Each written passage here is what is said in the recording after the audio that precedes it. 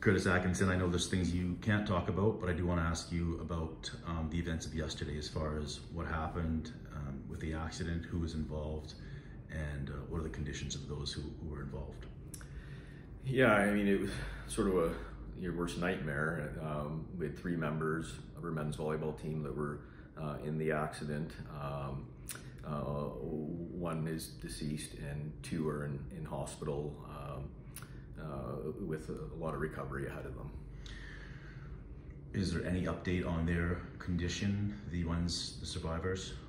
I don't have anything yet, although we are, trying to stay in close contact with people that are with them. But I don't have anything right now that I'd be able to update on. Do you know how many people total were involved in the accident as a whole?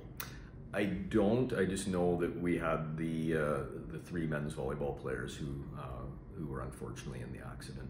How do you begin to describe the events of the last 24 hours? It's horrific. It's gut-wrenching.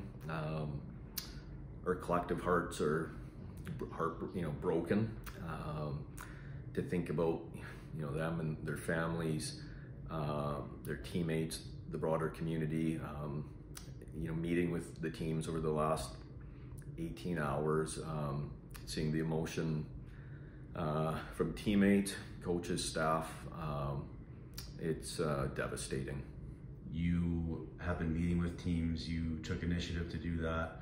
How did you plan that out, and what supports are available for the athletes who are going through something they've never gone through before? Yeah, well, we're fortunate with the institution and the supports that are available here. So we've met with all of the teams individually with their coaching staff. I met with staff separately as well.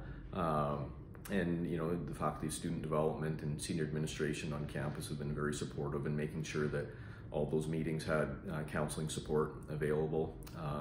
In some cases, there might be academic support that's required. So we've had student case managers involved with those meetings as well, and just trying to work through that process of acknowledging there'll be a tremendous amount of grief, that there'll be a long period of mourning, and how that looks for every individual might be different, but that we do have supports here at TRU that are available to them, where we've essentially had counselors clear their calendars and making themselves available in each of those meetings, but now certainly individually or as groups as they seek those supports. And then certainly with our staff as well and the resources that are available to staff as we go through this sort of extreme period of grief and mourning, wanting to make sure that everybody's taken care of.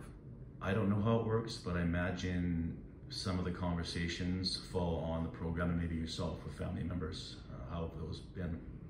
Yeah, it's tough. It's I can't imagine what they're going through, and some of those brief conversations and some that'll happen later today are going to be tough, and my heart breaks for them. The entire community, the collective hearts break for them. I can't imagine what they're going through, and I'm just so sorry for the way their lives have been impacted, and wanting to make sure they know that we're here to support them in any way possible as well. I walked into your office and the office area today, and there's a meeting going on, and I could just feel the heaviness and the somberness.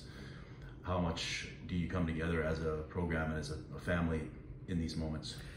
Well, I think that's a lot of the the message we're trying to share with student athletes, coaches, and staff is that our collective hearts are broken, but our collective strength is going to be really important as we go through a long period of mourning, and supporting one another is going to be a critical component of that. And we've shared that with the student athletes, that being together is probably a really important part of this. But it's staff as well, trying to support each other, and what's an extremely difficult time is sticking together and caring for each other, showing a lot of kindness and compassion, because those moments of grief will look different for a lot of people, and being understanding of that and being there for one another is going to be critical. I imagine logistics are farthest from your mind as far as scheduling and teams continuing on. I mean, can you continue on as far as excuse me, the men's volleyball team, and have you had those types of conversations yet? Not to that extent. We obviously canceling competition this weekend for all of our sports was, in my view, an obvious decision. And there was really no way that we'd be prepared to have hosted volleyball this weekend. But we kept our basketball teams at home as well instead of going on the road. And that's through conversations with their coaches and leadership group. And it's one team, but it really extends beyond that. And there are a lot of close relationships, and it runs deep, and this hits really close to home.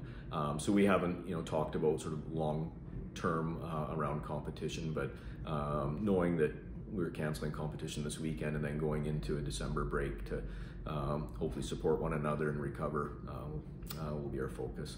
Last one, Pat Henley. He's been a part of this program forever. He loves his players. He loves his team. How is he doing, and what has his role been over these last 24 hours? Yeah, I mean, obviously he's devastated, shaken, but Pat's been an incredible support to his players, the families that are involved. He's certainly been there for them, and obviously will be a big part of this process of recovery. Anything else you wanted to add?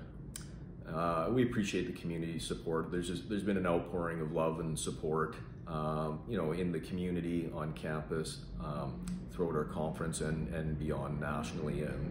And we feel the love, we feel the support, and it means a lot to us. On that note, is there anything people can do? Are you asking for anything from the public?